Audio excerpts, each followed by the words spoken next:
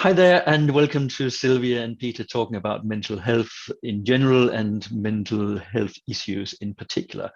We're both therapists. We came into our therapy world half to midway through our careers, having done other things, and now we are using our experience from life and work and therapy combined to help other people with their mental health issues in life and at work. And one of the things that are fairly recent, although not as of yesterday, is something called mental health first aiders that have been introduced, I think, as okay, we've got physical health first aiders. So why don't we also have something for mental health? Because it's something that we talk about, we focus on these days. It has been forgotten for centuries, decades at least. So why not do that? And well, I've been on mental health first aid training. I could have delivered the training, but I wanted to see what it was like, what I could expect from these people once they're out there in businesses. And some people love them, some people hate them, some are dead scared of them, some ridicule the idea. And it would just be interesting for you and I to just figure out, what do we think about it? Mm. Mm. Yeah, I think this, if people listen to the video, they might find, I get a sense it's quite a controversial topic. Mm-hmm. My personal view, I think it's a great place to start to raise awareness for people. At the same time, I know there's a lot of organisations that don't employ them because of the fear of litigation. For example, I may be a mental health first aider, and let's remember, they are not qualified mental health professionals, and I'm sure we'll talk about that a bit later on. And because they're not fully qualified mental health professionals, the fear for many organisations is, what if I, a mental health first aider, gives you, Peter, another employee, some advice and some instruction, you go off and do something goes wrong, you then claim, sue the employer for what I, the employer, have said. And I get that. We also have to remember the mental health first aider themselves. They also need to be looked after and cared for, because they will also, people will come to them with all sorts of things that they may not be prepared for. And so then quite often, the idea is, originally the idea as a mental health first aider is someone to listen and then signpost to the organisation's support programs, EAP programs, occupational health, or wherever it may be. I also sometimes feel it's a bit of a tick box exercise for some organisations as part of their mental health programs. Right, we'll train all these mental health first aiders. Great, marvellous. But again, we have to look again at both sides. And again, a lot of people, I hear some real horror stories, and I also hear some good stories.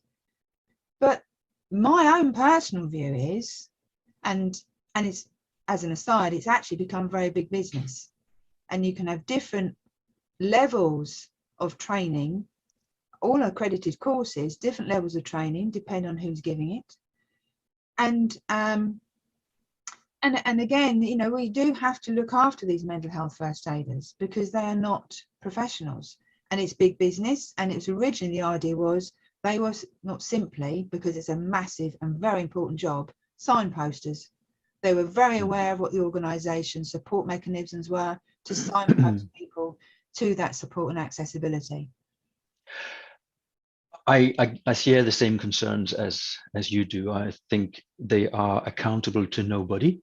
You and I are at least governed by the organizations who trained us. I mean, I'm bound by the British Psychological Society's code of conduct, and psychotherapists are bound by their organization's code of conduct, and we have systems in place about supervision and safeguarding and all those things. And then you have somebody who has a little knowledge, and as we know, a little knowledge can be dangerous.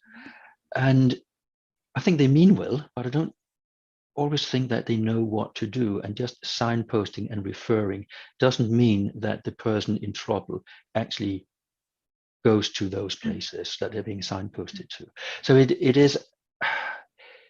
it's a good idea. I just wonder how practical is it actually. And I also know that there are professionals out there who fear for their own position, that they think they're now being bypassed by amateurs and that they will lose business. And there's that whole thing as well.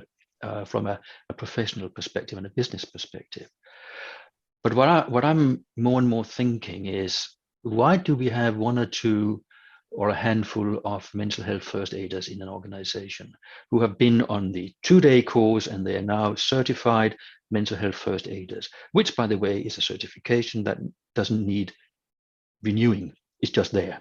Whereas physical first aiders, they have to, yeah. And sorry to interrupt there, Peter, to your point, without any malintent, may overstep their boundary of what a mental health first aider is. Mm-hmm. Yeah. So how about everybody in the organizations, maybe get the 1-day course, which from the people I was trained by is called mental health advocate, I think it was called. So everybody gets the same message and everybody understands what we can say and what we shouldn't say, and what this mental health animal is, because it's very difficult to define. And we all take some wrong turns and say the wrong things sometimes. So if we just all had that greater understanding, maybe that would help as a first step. Well, that's music to my ears, because that's the angle that I take. The mental health first aiders really was born of the Thriving at Work report from 2017. And let's have all these mental health first aiders in, and let's give, this training to a certain few people within an organization. And then those people think, hey, I'm a mental health first aider. And my angle is, let's encourage everyone to be their own mental health first aider. Let's encourage everyone to spot that, to know themselves, spot their signs, able to have those conversations. And that can be quite a tricky technique to have those difficult conversations, know your organizational support. That's my angle. So everyone becomes their own mental health first aider, because coming back to another point about privacy and confidentiality. Oh, yes. If I'm struggling, you're a mental health first aider, I come to you, there is also that slight hesitation potentially that, how private is this going to be? However bound you are by privacy and confidentiality, and even by me just meeting you could alert to other people to what's going on. Whereas if I am aware of my okay position and I'm aware of my organization's support mechanisms, I can potentially go straight to that and maintain my privacy and not have to divulge to other people that I'm struggling. And that, Sylvia, actually comes straight back to the point we have made earlier. We should all have this level of awareness, because you can imagine people hanging out by the coffee machine at work, talking to the physical first aider. No one bats an eyelid. But if you have that cup of coffee, just having a chat about football or whatever with the mental health first aider, other people think, what's going on there? So the greater level of awareness we all have, maybe that is a way to reduce the stigma of mental ill health or having emotional issues, whatever you want to call it, that actually we're just people who have ups and downs. So I wouldn't want to be a mental health first aider in a big organization, for example. I think I could do well. But if people are, but if people are afraid of talking to me just in open conversation because colleagues might think that they have a problem, then I would end up being ostracized as a mental health first aider, because no one wants to talk to me about anything, because they think they can only talk to me about problems, and they might not know or trust, where does this go? And then can I cope with all of that? So it's the pressure of the mental health first aider, because they do it alongside their day job. So if they're seeing so many people because they're struggling, they can be conflicted too between giving that support to someone who's struggling, but at the same time doing their day job, their paid job. So there's a lot of different dynamics and different things going on here. So what about just scrap the whole idea?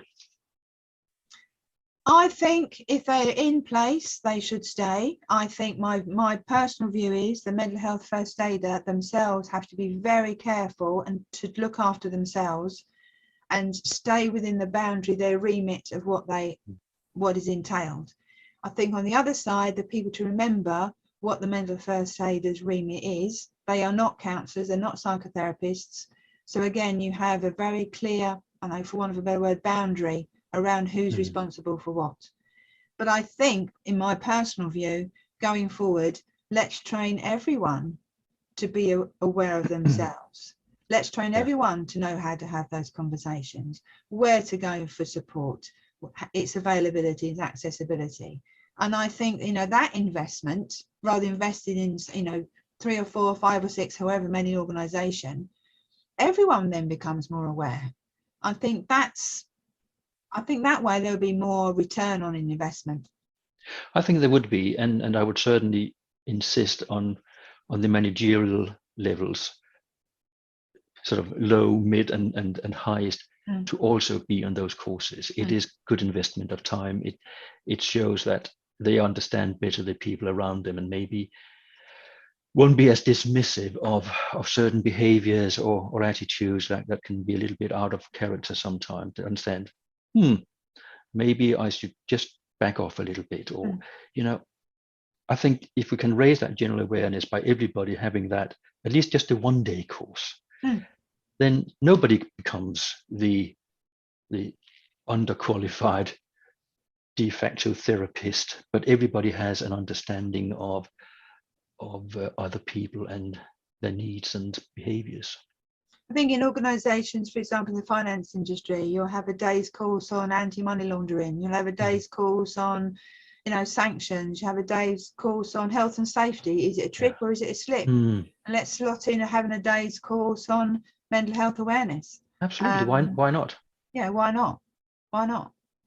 I think that would be a preferable start, that everybody has that, at least that same level of understanding of what mental health and mental ill health is.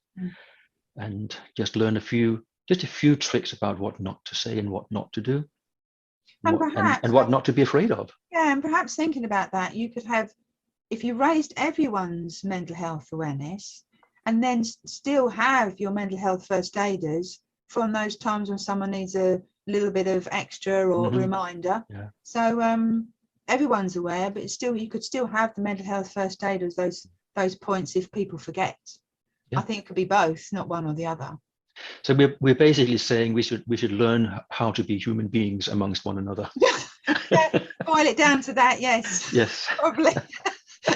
And maybe with that thought, we should ask everybody watching, let us have your views. What do you think about mental health first aiders? Because it is a hot topic. It is controversial. They are loved by some and ferociously hated by others. And there are danger signs here, there, and everywhere. So let us know what you think, so we can continue the conversation. Yeah, definitely. Thank you so much for watching. And you can see I've been nipping off my cup of coffee, and I think you should go and do the same if you haven't done already. All right, take care now. Bye for now. Here we go. Bye-bye.